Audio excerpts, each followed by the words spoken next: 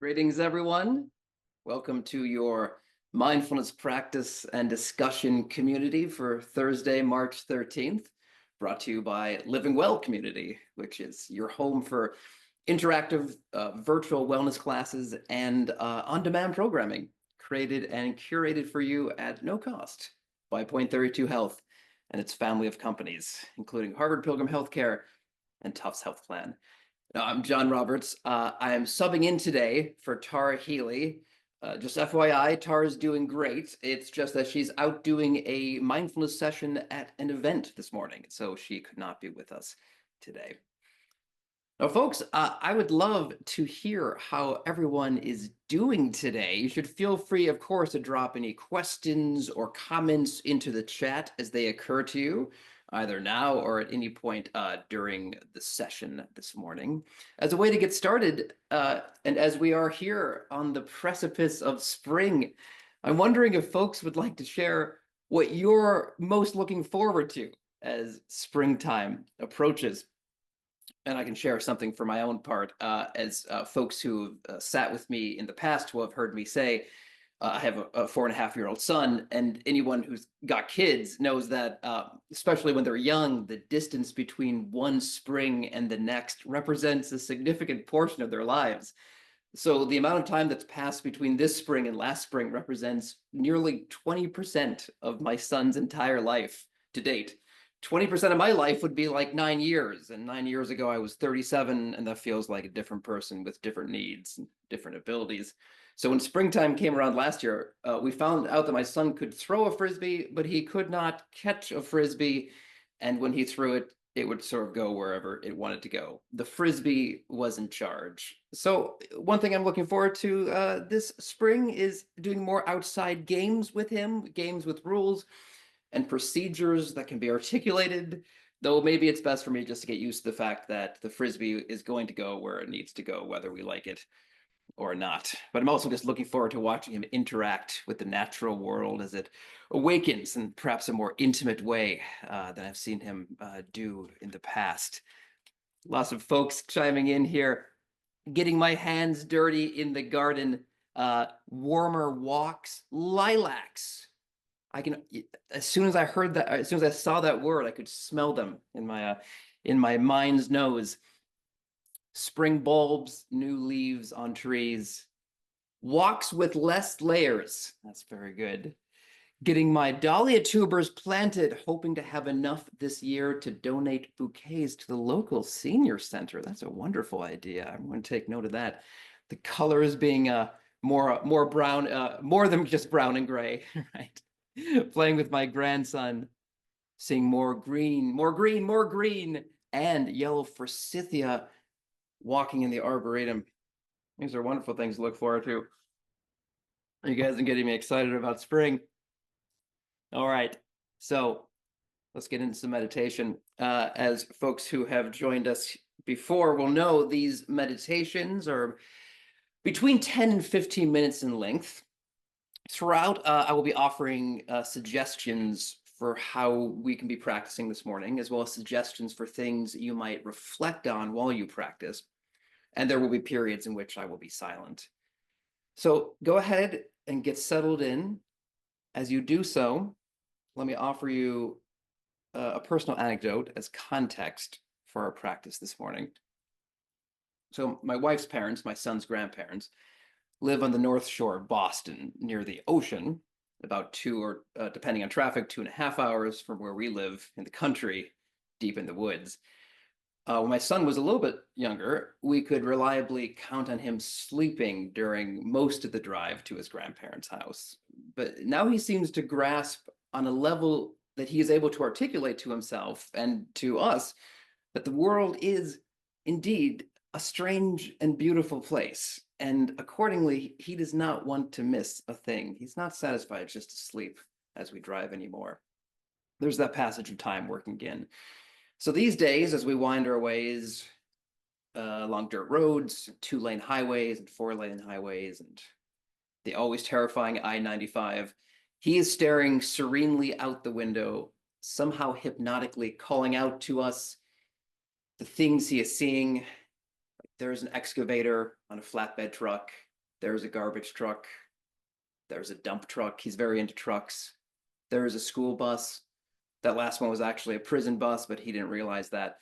In fact, he's largely unaware of the existential perils of driving 75 miles an hour down the interstate while cars are merging around you.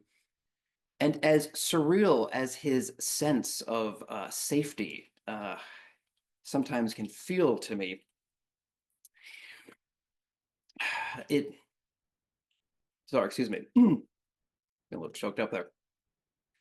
I'm I'm not so old that I can't myself remember driving with my own father in his own large automobile and feeling like nothing bad could possibly happen, and it rarely ever did. So here's the first provocation I'd like to suggest for this meditation this morning: that we all deserve to feel safe and comfortable. It may not have always been so, it may not always be so, but it can be so in this moment and continue to be so for these next moments of our practice. So let's settle into a posture in which we feel upright and well established, but also safe and comfortable. You can find that posture of alert serenity by sitting in a chair, sitting on a meditation cushion, sitting on a meditation bench, standing, lying down. Maybe it's a bit like being a child in their car seat, securely fastened in by their mother or father or someone else who cares about them and their safety. Perhaps it's still winter, the car has been warmed up, feels like a perfect cocoon. But you're going on a journey and you don't want to doze off. You don't want to miss anything. And so you are alert. And if that image doesn't resonate with you this morning, you could imagine being held up, secured by someone who loves you, whoever that may be, now or at any stage in your life.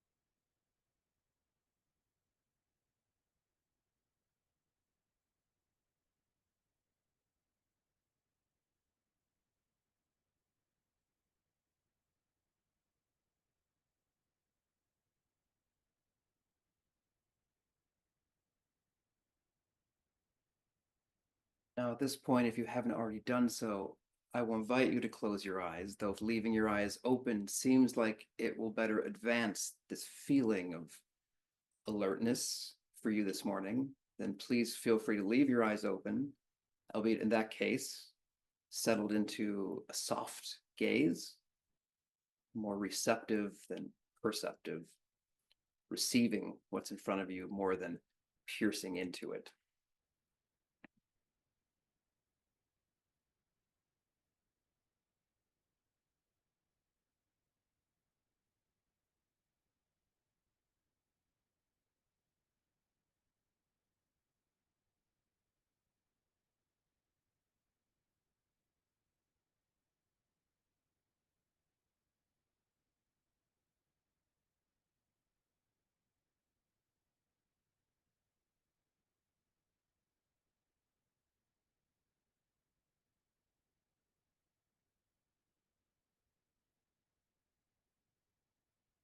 Invite us now to bring our focus to some physical sensation that we can feel right now that also confers a sense of pleasantness or safety.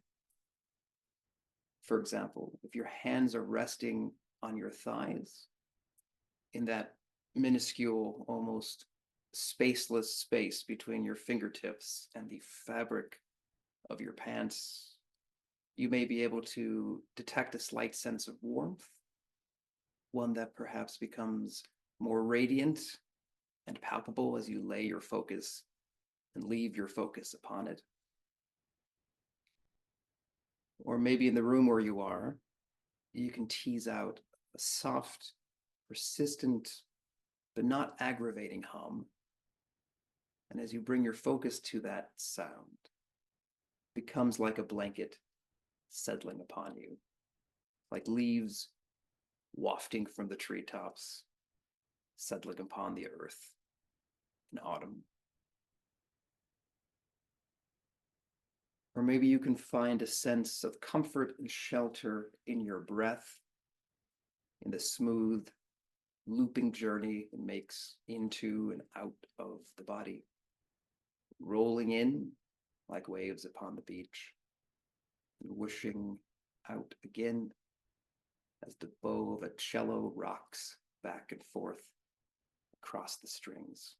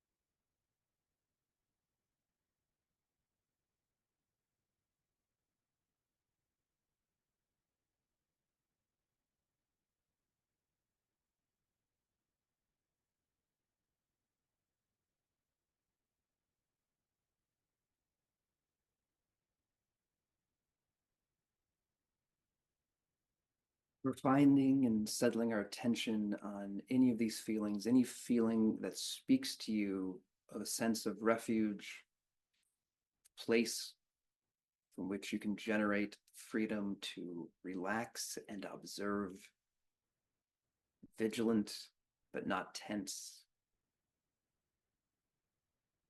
As we do that,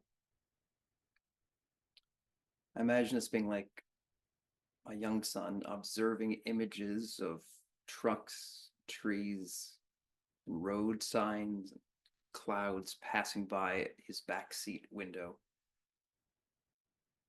Just so we observe what is passing by our own individual window of awareness. It could be thoughts, concerns,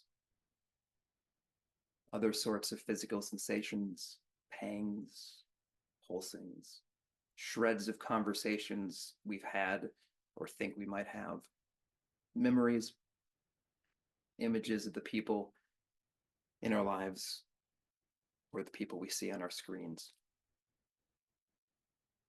As these objects of awareness pass by our window, you may silently call out a name for them. You might say to yourself, thoughts or concerns, planning.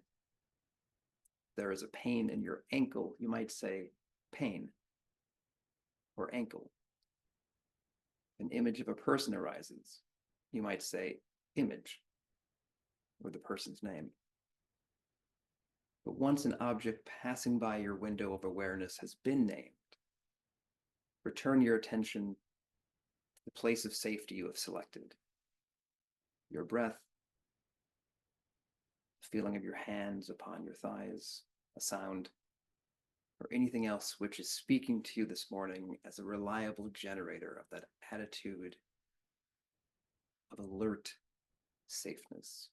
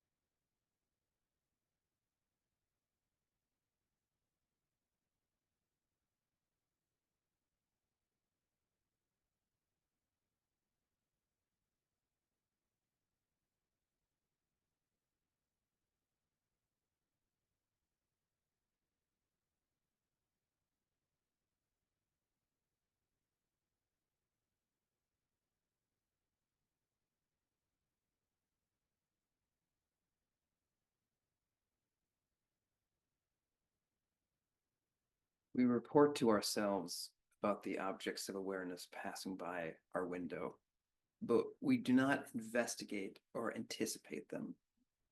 We do not force our vehicle of awareness to doggedly pursue the things that pass by or that we see in the distance. Rather, we allow these things, these thoughts, these concerns, these memories, these images to enter and then pass out of view, relaxing back into our place and our posture of safety.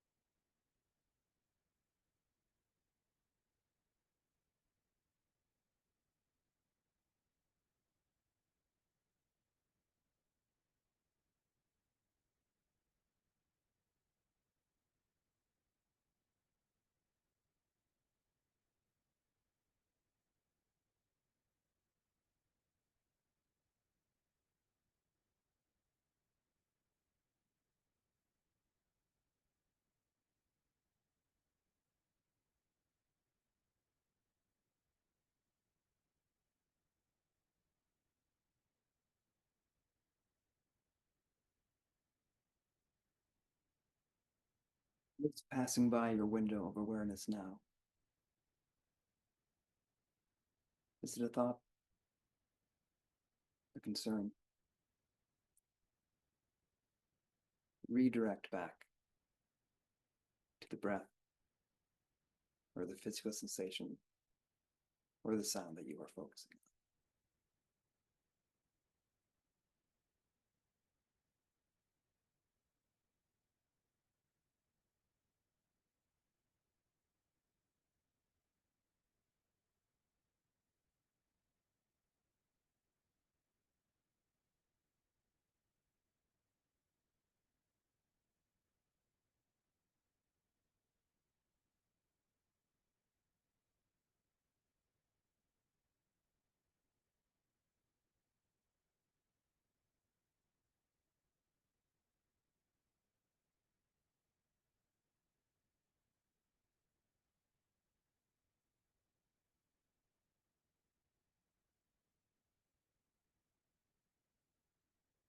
We begin the process of bringing this meditation to a close. I will invite you to either just receive or to repeat silently back to yourself the following phrases. I am deserving of the feeling of safety. I am deserving of the feeling of safety. I am deserving of the feeling of being well. I am deserving of the feeling of being well. I can be aware of everything that enters my field of awareness while not being overwhelmed by it. I can be aware of everything that enters my field of awareness without being overwhelmed by it. I can be aware of everything that passes by the window of awareness while not being overwhelmed by it.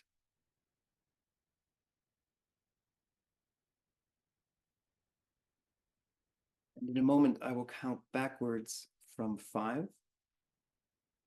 When I reach 1, I invite you to open your eyes. 5, 4, 3, 2, 1. Please feel free to reorient yourself to your space. Thank you for your practice this morning.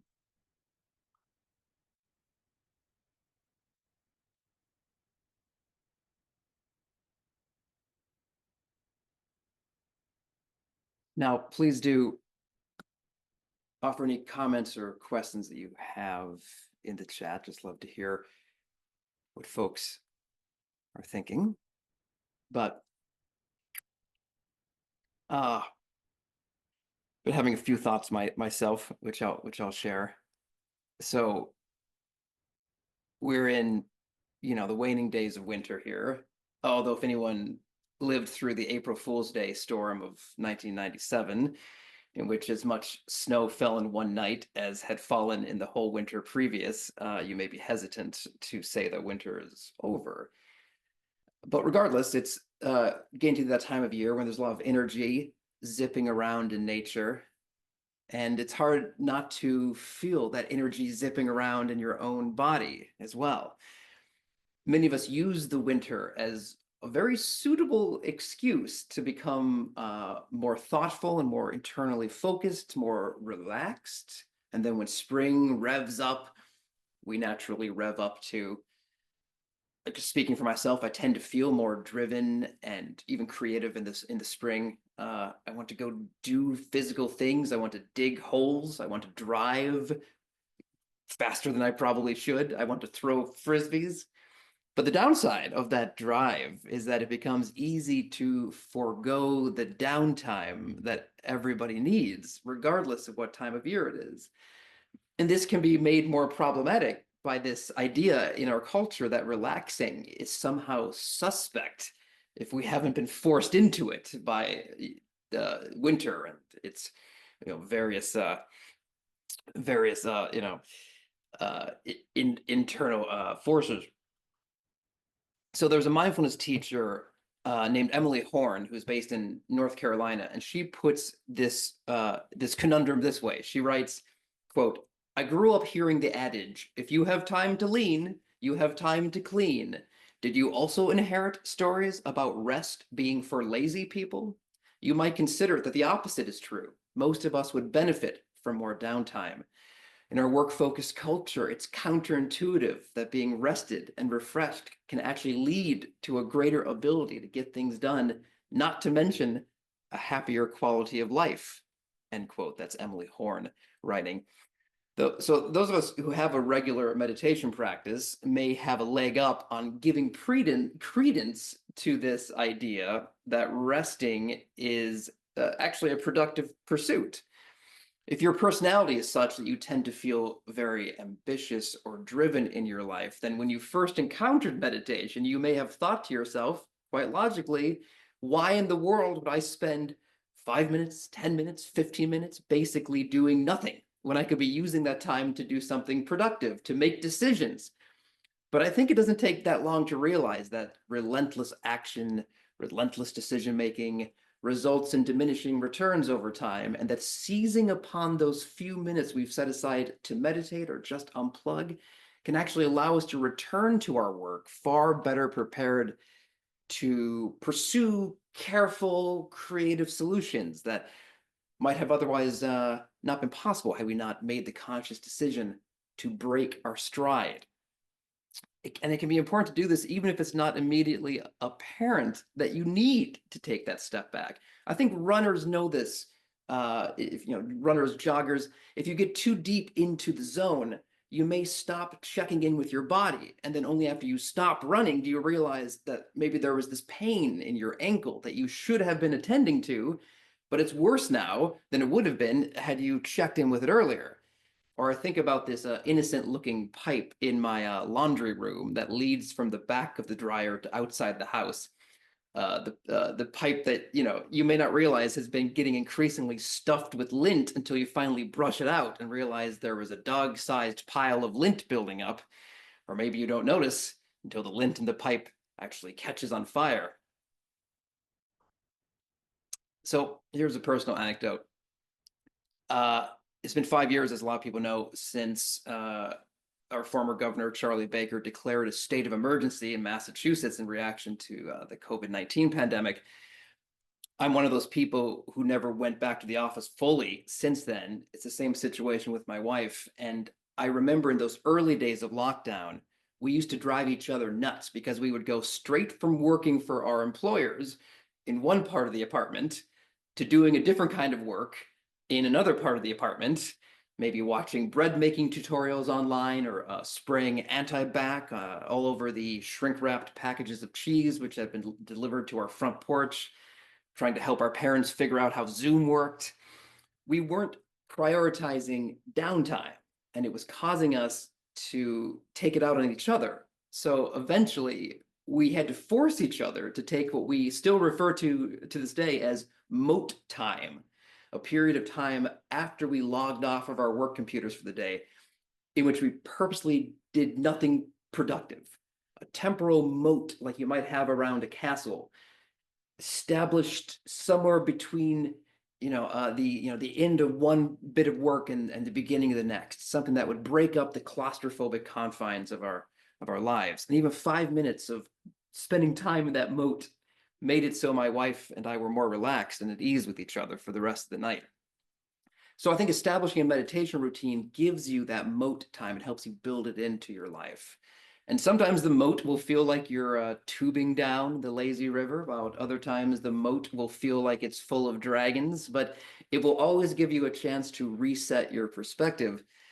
And the more you meditate, the more easily you will be able to consciously, purposefully break your stride, even in the middle of a complicated brainstorming session with your colleagues, during an emotionally charged conversation with somebody, just between one task and the next. Just gives you that moment to check in with yourself, reset, decide to continue on or to attend to any needs that you should be attending to and not ignoring.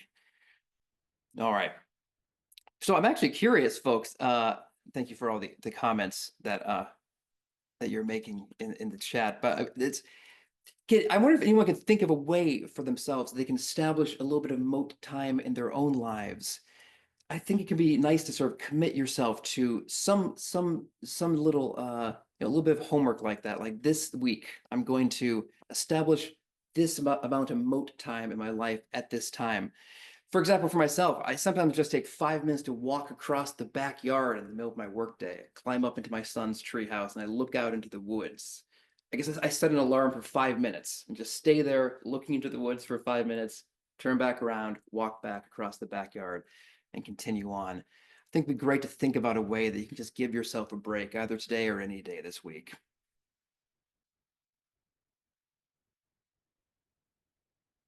Thank you, Teresa. Yes, rest is not waste. I'm often focused on productivity, so it's a great reminder that to step back is itself productive. That pause can really lead to more energy. Exactly. Beautiful. Well, folks, I do want everyone to just be reminded that about the huge array of programming that this very mindfulness session is a part of. The Living Well community programming, which also includes wellness webinars, yoga classes, strength training classes, and fitness samplers, which take place almost every weekday. Tonight at 5:30, for example, there's a cardio dance session taking place. All these sessions are always free, always open to anyone. Let me just drop into the chat the website you can go to see the complete list of programming.